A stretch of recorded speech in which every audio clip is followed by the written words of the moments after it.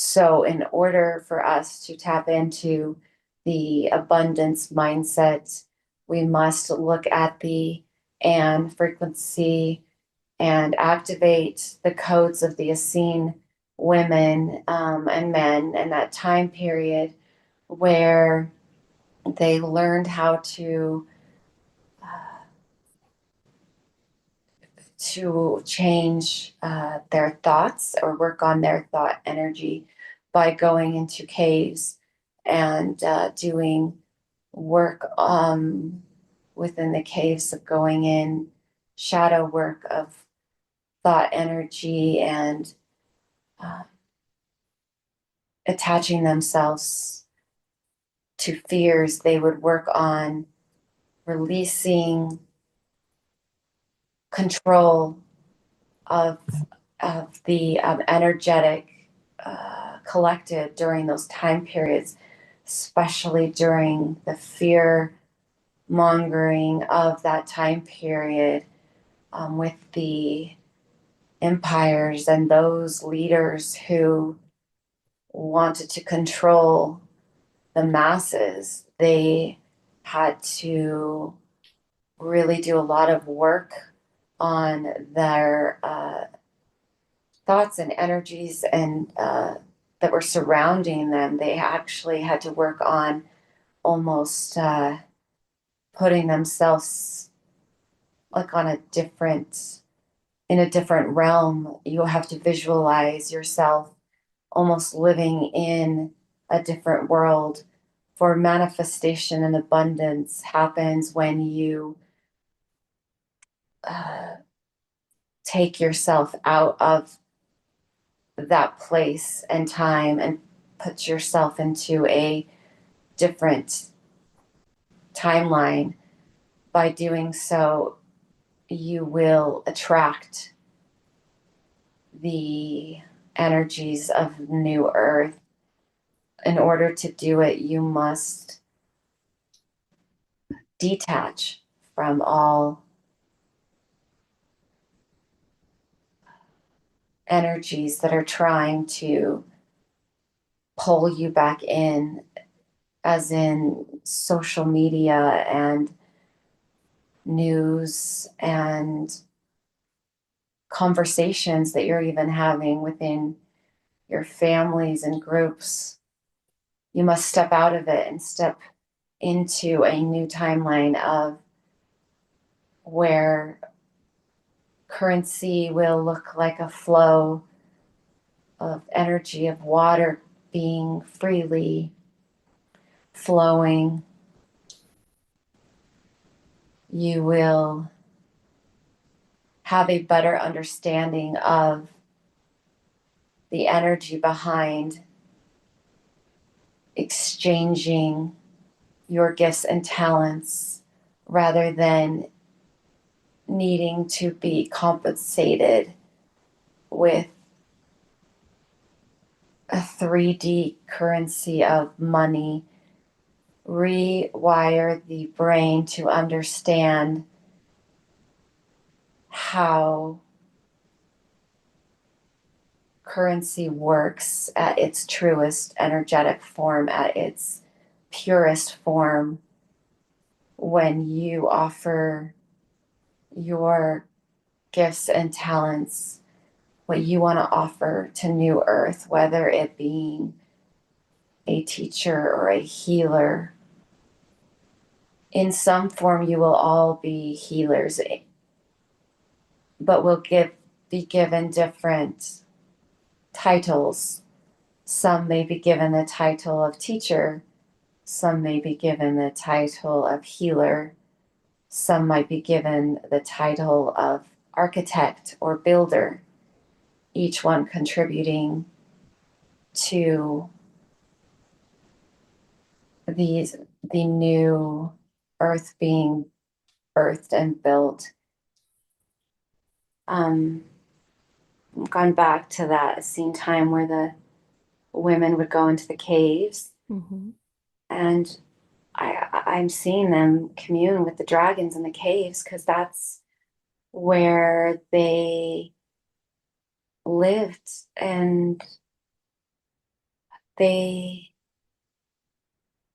weren't afraid of them, and they would appear, they would show themselves to some of the Essene women. So energetically, a lot of dragons live in caves and are here with us energetically, but they would show themselves to women from that time period who were tuning in and doing the kind of work that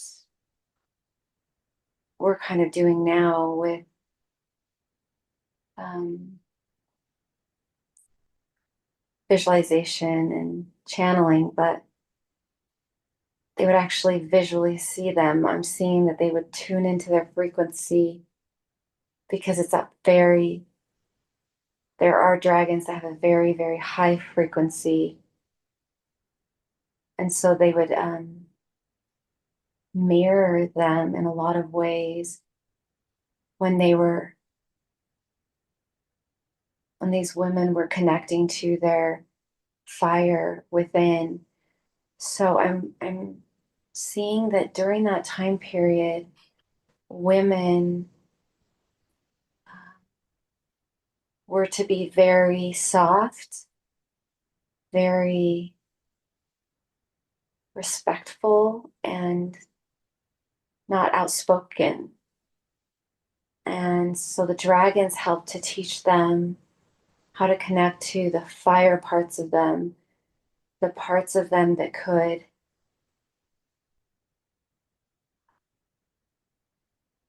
bring down a whole city through their words or their frequency.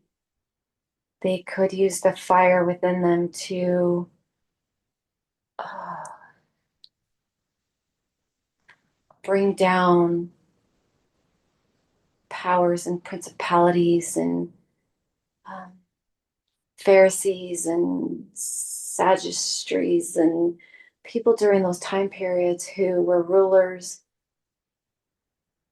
They learned from the dragons powerful um, what I'm seeing is that the fire that they were breathing in connection. So when dragons speak, they speak through fire breathing, like the fire would breathe out of them. But the women were learning how to speak fire with their words, creating energetic geometry that would go out and have an effect. They would go into places and they would teach. They would like these Essene women would go into the cities because they lived outside of the cities, but they would go into these places and they would teach through their words and through their fire to help other women to escape um, the treachery. The word I'm getting is treachery that they were in or living during these time periods. And dragons were like, they acted as an energetic protector too. It gave them like wings behind them to uh, fly into these places like unnoticed and to help other women escape treacheries is the word. And they would bring them outside the city and they would help them heal and they would teach them the Magdalene way, which is seven truths um, of learning how to raise their frequency and create from their womb and remember who they were and connect to the divinity within and how to help heal bodies by anointing them to help them live longer or stay healthier. They would create their tinctures, apply their oils, and they would do rescue missions with the dragons, knowing that they were there as a support to help shield them in ways and to help them learn how to breathe their own fire.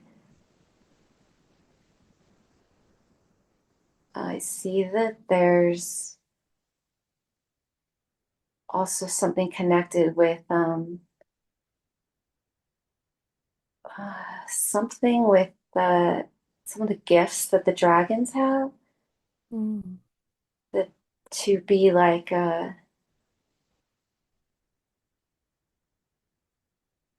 cloak, but also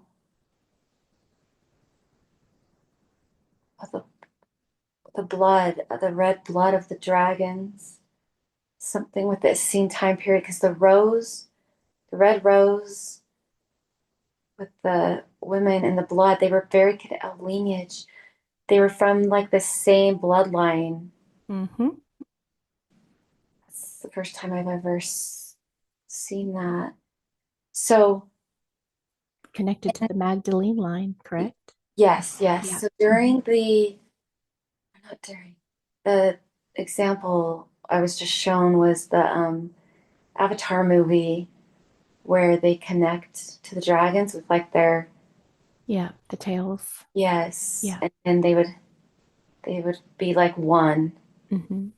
So that's kind of the visual of the example of how the Magdalene or the bloodline was connected to these dragons and the blood and the red with the rose. It's like all connected.